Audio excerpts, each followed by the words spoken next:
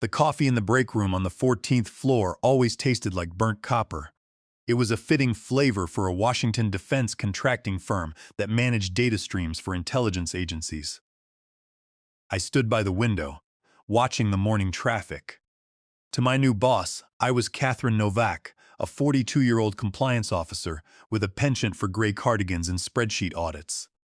I was the woman you forgot the moment you left the elevator. I was the office furniture of the cybersecurity division. That was the point. You do not hide a needle in a haystack, you hide it in a pile of other needles. I checked my watch at 8 o'clock. Our briefing started in 3 minutes. The briefing was standard procedure, but the atmosphere had shifted. The air felt thinner, entirely because of Tyler Thorne. He was our new director of operations, a Silicon Valley hire who wore sneakers suits and used disrupt as punctuation. He did not understand that in our line of work, disruption meant people died. He saw me as a relic who slowed his workflow with security protocols. I walked into the conference room. It was one of those glass-walled fishbowls designed to make everyone feel exposed.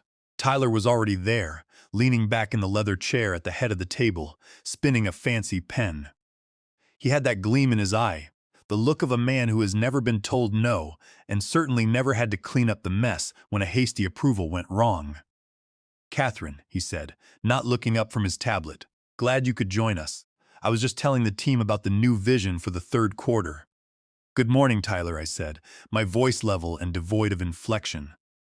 I took my usual seat in the corner, away from the main cluster of eager junior analysts who were vibrating with the desire to impress him.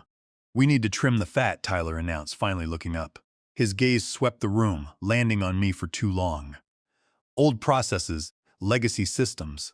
The client, the agency, wants speed. They want real-time analytics. We are bottlenecking their data with all these compliance checks." I felt my stomach tighten.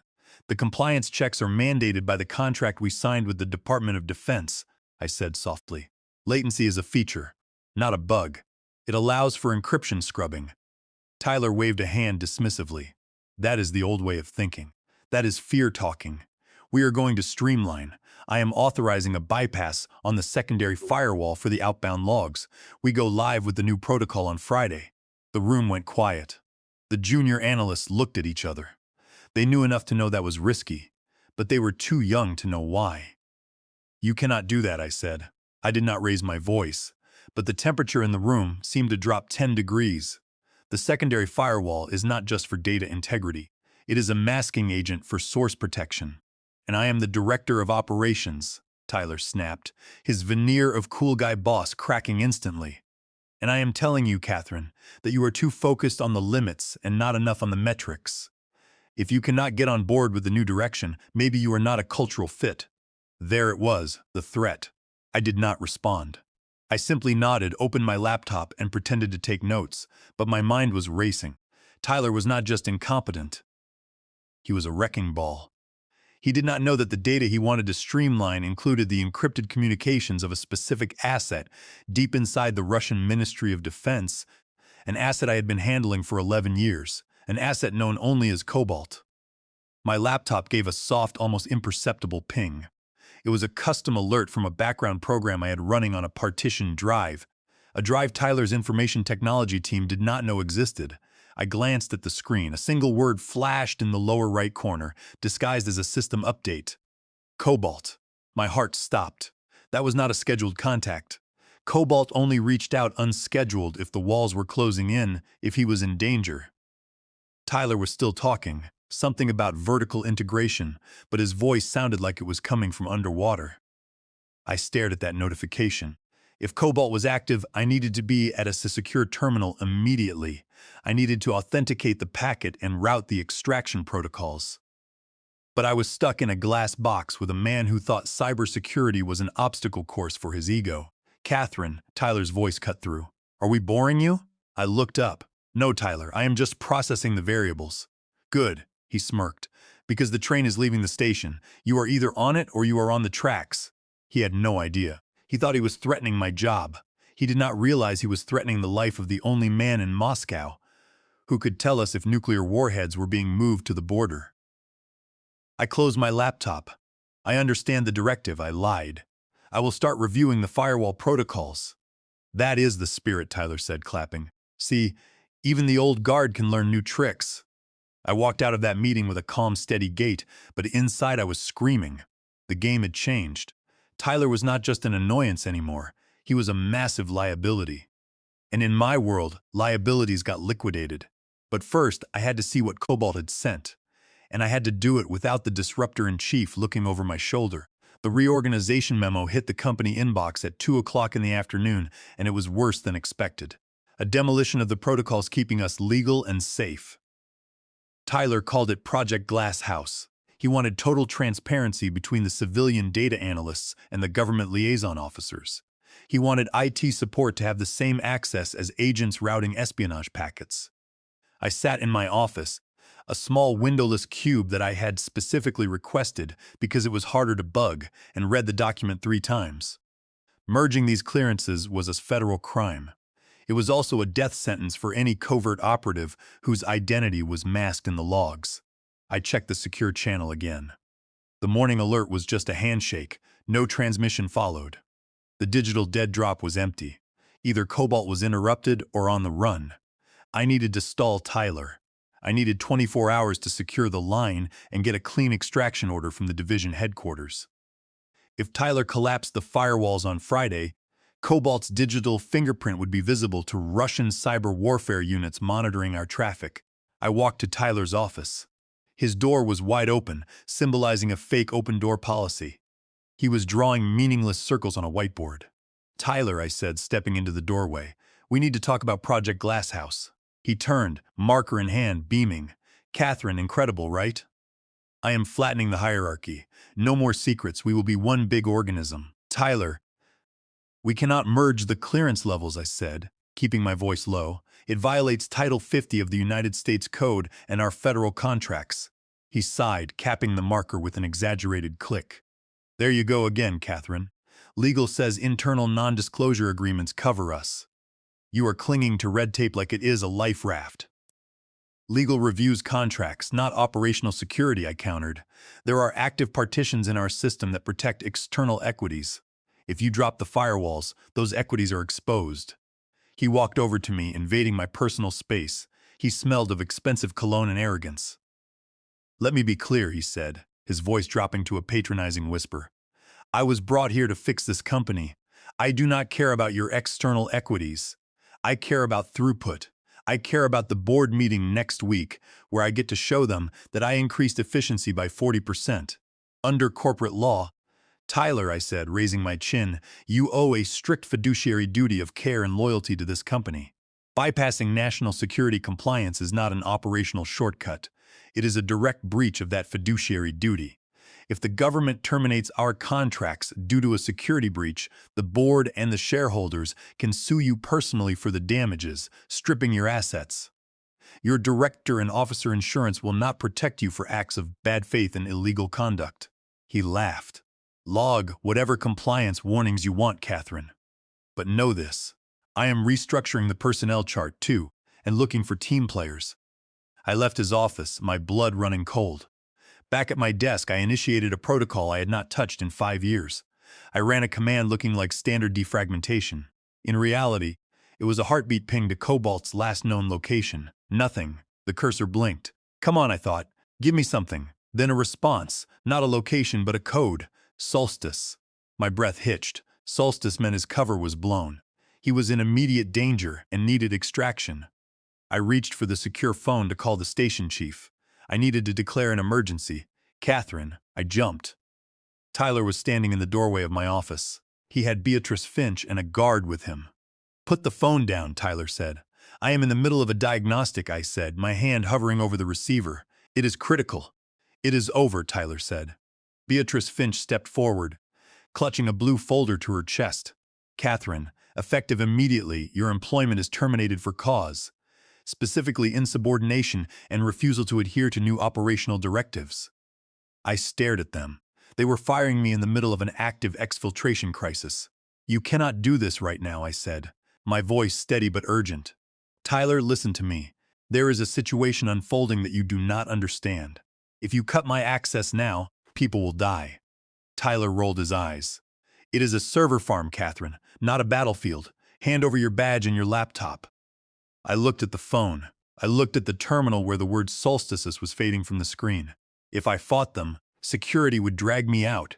It would cause a scene, and I would lose any chance of helping Cobalt from the outside. I had to play the long game. I had to let them win the battle so I could win the war. Okay, I said. I stood up slowly. You want the badge? You can have it. I reached for my lanyard, but as I did, my other hand brushed the enter key on my keyboard one last time. It was to execute a script I had written years ago. A dead man's switch. If my credentials were revoked without a suppression code, it would tag every action Tyler took and mirror it to a secure cloud server. Here, as I said, handing the badge to Beatrice Finch and the laptop to Tyler. I closed the lid. It is encrypted and will wipe itself. Tyler sneered. Get your personal effects. You have 5 minutes. There is a specific kind of silence that accompanies a walk of shame in a corporate office. As Beatrice Finch and the security guard escorted me back to my desk to collect my personal items, the entire floor seemed to hold its breath. Heads bowed, eyes averted. The junior analysts, the ones who had laughed at Tyler's jokes, suddenly found their screens incredibly fascinating. They were terrified. If the compliance officer, the fixture who had been there for a decade, could be walked out like a criminal, no one was safe. I did not look at them. I focused on the task. I picked up a framed photo of a dog I did not own. Standard tradecraft makes you look human without revealing personal leverage, a stress ball, and my favorite mug. I left the plants. They were fake anyway, much like Tyler's leadership skills. Make sure she does not take any flash drives. Tyler barked from the hallway. He was enjoying this. He was preening. He was the alpha wolf culling the weak. I have nothing but personal effects, I said to the guard. Dave Higgins. Opening my purse to show him. He looked embarrassed. Sorry, Miss Novak, he muttered. Just doing the job. I know, Dave. It is okay. As I walked to the elevators, I felt the severance of the digital tether. My phone, which had been synced to the company's secure server, buzzed once and then went dark as the mobile device management profile was remotely wiped. I was now blind. I could not see the logs, I could not see the firewall status, and I could not see Cobalt. But Tyler had made a critical error. He assumed that revoking my clearance stopped the machinery I had built. It did not. It just removed the brakes. The elevator doors closed, shutting out the sight of Tyler standing with his arms crossed, a victor's smirk plastered on his face. As the car descended, I closed my eyes and exhaled a long, shuddering breath. The mask slipped for just a second. Fear, cold and sharp, pierced through me. Cobalt was out there in the cold, and his handler had just been blinded. I walked out of the lobby and into the humid afternoon. The sun was blinding. It felt surreal to be standing on the sidewalk at 2:30 in the afternoon on a Wednesday. I walked 2 blocks north, away from the building, to a nondescript sedan parked in a garage that cost more per hour than most people made in a day. I got in, locked the doors, and reached under the passenger seat. I pulled out a burner phone, a heavy encrypted satellite device that looked like a relic from 20 years ago. I powered it on. It took 30 seconds to acquire a signal. Those 30 seconds felt like a lifetime. I dialed a number that did not exist in any phone book. Status, a male voice answered. No greeting. This is Handler 7 Alpha, I said. My cover is blown. I have been terminated from the front company. Credentials revoked. There was a pause. The asset, the voice asked. The asset signaled solstice at 2 o'clock in the afternoon.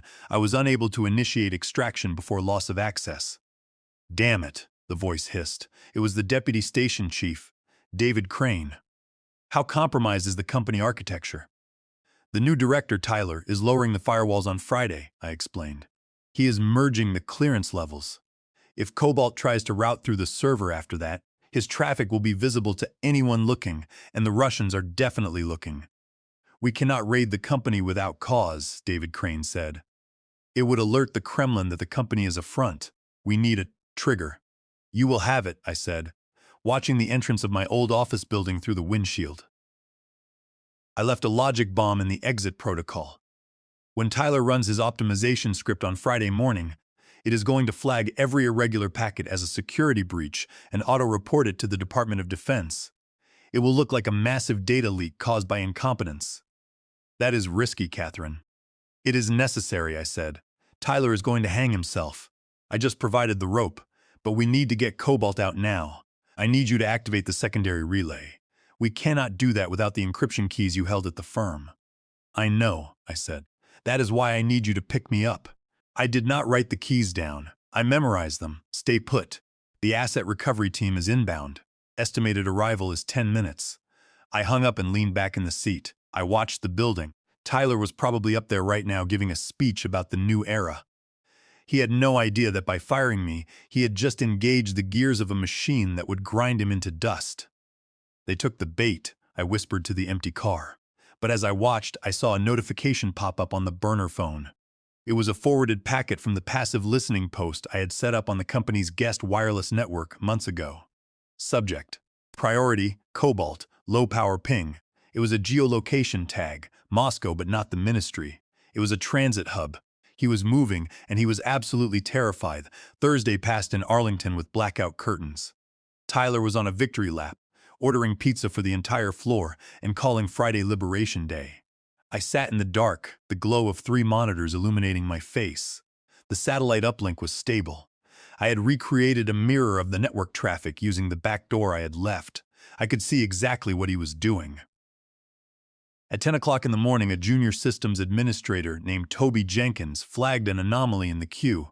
Ticket 9942, irregular encrypted traffic on port 8080, originates from legacy sector, recommendation, delay migration until source is identified. Port 8080 was the channel Cobalt used. Toby Jenkins had spotted the heartbeat. 10 minutes later, the ticket was closed, resolved by Tyler. Notes: ignore legacy noise, proceed with migration. Stop looking for ghosts, Toby. Tyler was actively suppressing the warning signs to preserve his timeline. I switched screens to the map of Moscow. The geolocation tag for Cobalt had not moved in 4 hours. Static meant captured or pinned down. The phone rang. It was David Crane. Catherine, we have visual confirmation of activity near the asset's last ping. Heavy presence of security vans. They know there is a leak. They are closing the net. And tomorrow morning, Tyler is going to light up that footprint like a flare, I said. Can you stop it remotely? No, I replied. He physically pulled the server blades. He is bypassing the software controls. It is a hardware bridge now. Unless I walk in there and cut the cable, the data merges at 9 o'clock in the morning. We cannot get a team in there that fast, Crane said. If we raid a domestic company, we admit espionage. We need the system to crash before the merge completes. I looked at the code scrolling on my third monitor, the dead man's switch. I can overload the logic bomb, I said.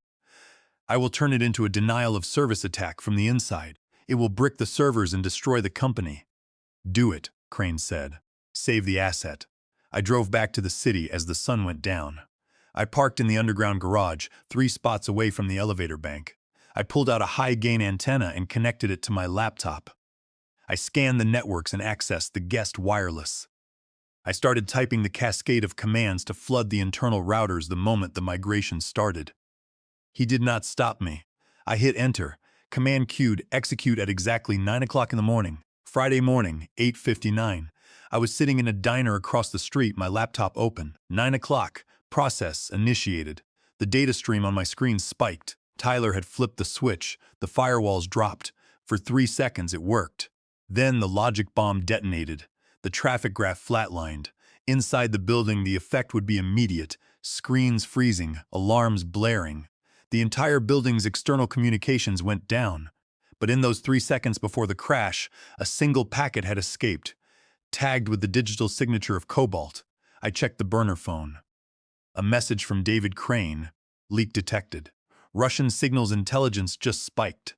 They saw it. Tyler had been too fast, or my code had been a millisecond too slow.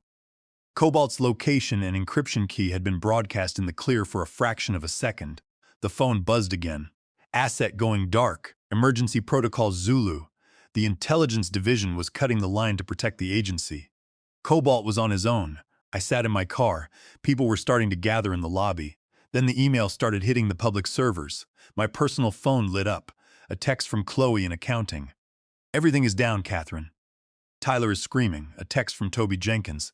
Did you do this? The logs are garbage. But I saw Department of Defense headers. What were we actually working on? Toby was putting it together, and Tyler would be looking for a scapegoat within the hour. At 10:30 in the morning, the company's general counsel, Evelyn Sharp, arrived and stormed into the building. Half an hour later, 3 major contracts with allied vendors were abruptly paused. The Pentagon had detected the breach and automatically severed ties. Tyler's efficiency had just cost the company its primary revenue stream in less than 90 minutes. I checked the intercepted comms. Tyler to Chief Executive Officer, minor glitch. Novak left us a mess. He was blaming me. I dialed Crane. The breach is confirmed. Tyler's trying to cover it up. Let him, Crane said. The asset has been moved. We think he got to a safe house, but it is close. The division director is landing in Washington in 2 hours. We are taking over. You need to testify, Catherine. Walk back in with us on Monday morning. Monday morning, 6 o'clock in the morning. 2 black utility vehicles rolled into the garage. I sat in the back of the second vehicle next to David Crane. I was wearing a sharp, tailored Navy suit. The vehicle stopped in the reserved spots. We got out, flanked by plainclothes agents. We rode up to the 40th floor. We walked straight to the main conference room. The chief executive officer, Richard Prescott, was already there. Tyler was there too, looking disheveled and pacing. You cannot just barge in here, Tyler stammered. This is a secure facility. It was a secure facility, David Crane said, throwing a thick file on the table. Now it is a crime scene. Central Intelligence Agency, Crane said. And your operations director just burned our most valuable asset in the Eastern Hemisphere. Tyler laughed. CIA? You are joking. We do payroll. That is the cover, I said. Sit down. Tyler, Crane barked. Tyler sat. Catherine Novak is a senior intelligence liaison, Crane continued. She was placed here to manage a specific compartmentalized stream of data. A stream you decided to merge. I was optimizing, Tyler stammered. Your optimization broadcast the location of a deep cover operative to the Russian Federal Security Service, Crane interrupted. At 9 o'clock and 3 seconds on Friday morning, your merged server packet sent a clear text header with his coordinates. At 11 o'clock his apartment was raided. He is currently missing. Tyler looked from Crane to me. But she did not tell me. I told you it was dangerous, I said. My voice cold. I told you it violated Title 50, and you breached your fiduciary duty, Tyler. You chose metrics over security. The board is filing a derivative suit against you today. Your assets will be frozen, and your insurance will not cover a single cent of your liability. We need access to everything, Crane told the chief executive officer. Of course, Richard Prescott whispered. And Tyler, Crane added, federal agents are outside your home right now, executing a search warrant for Espionage Act violations, gross negligence, and the mishandling of classified information. The next 3 days were a forensic dissection. The technical team ripped the servers apart while Tyler underwent interrogation. Crane walked in with a printed report. He is trying to pin the crash on your logic bomb, Crane said. But the timestamps prove your denial of service attack hit after his migration script executed the bypass. You did not cause the breach, Catherine. You cauterized the wound. The next day, the Select Committee on Intelligence convened a closed session. I sat alone at the witness table, with Richard Prescott and Tyler behind me. Senator Ronald Harrison adjusted his glasses. Miss Novak, did you ever have a security breach? Never, sir, until Mr. Thorne arrived. Tyler's lawyer objected, claiming Tyler was modernizing. Sit down, Senator Harrison snapped. Miss Novak, was this avoidable? I turned to look at Tyler. It was not just avoidable, Senator, I said. It was predicted. I warned him in writing. He chose to view security as an obstacle to his personal ambition. He did not just break the rules, he broke the shield. The hearing lasted 4 hours. By the end, Tyler's career was incinerated. 2 days later, Tyler was formally placed on administrative leave pending the FBI investigation. The stock had plummeted 40%. I was back in my apartment, staring at the secure phone. A knock on my door revealed a courier with a small padded envelope. Inside was a cheap plastic flash drive and a postcard of a beach in Thailand. The writing was in Cyrillic. I am safe. Thank you for the loud noise. They were looking at the fire, and I left through the back door. The logic bomb had created a chaotic diversion, forcing the Russian cyber teams to focus on the denial of service flood while Cobalt slipped away. I plugged the drive into my isolated laptop. It contained a retrieval site in Helsinki. He was safe. The phone rang. It was David Crane. We got a ping from the Helsinki station, Crane said. He is safe and brought the data archive Tyler tried to delete. Get dressed, Catherine. The director wants to see you. The meeting was brief. We are dissolving the contract with the firm, the director said. We want you to run the in-house division. 1 week later, I went back to the building to clear out my office. The Synergy posters were being taken down. I saw Toby Jenkins packing a box. Check your messages tomorrow, Toby, I said. I know some people looking for a systems administrator who knows how to read logs. He smiled. Thanks, Catherine. As I walked toward the elevators, Tyler walked out carrying a box of personal items looking deflated. I did not know, he whispered. Ignorance is not a defense, Tyler, I said. What happens to me now, he asked. You plead guilty, I said. You will never touch a keyboard for a cleared company again. I walked past him. Outside, the black vehicle was waiting with David Crane. Langley, I said, we have a debrief with Cobalt at 2 o'clock. As we pulled away, I watched the glass tower recede. I was the firewall, and I held the keys. Drive, I said. We vanished into traffic, invisible, silent, and absolutely essential. Competence speaks louder than any title. Catherine did not just leave a job. She orchestrated the entire collapse of corporate arrogance. Real power is not about snapping orders.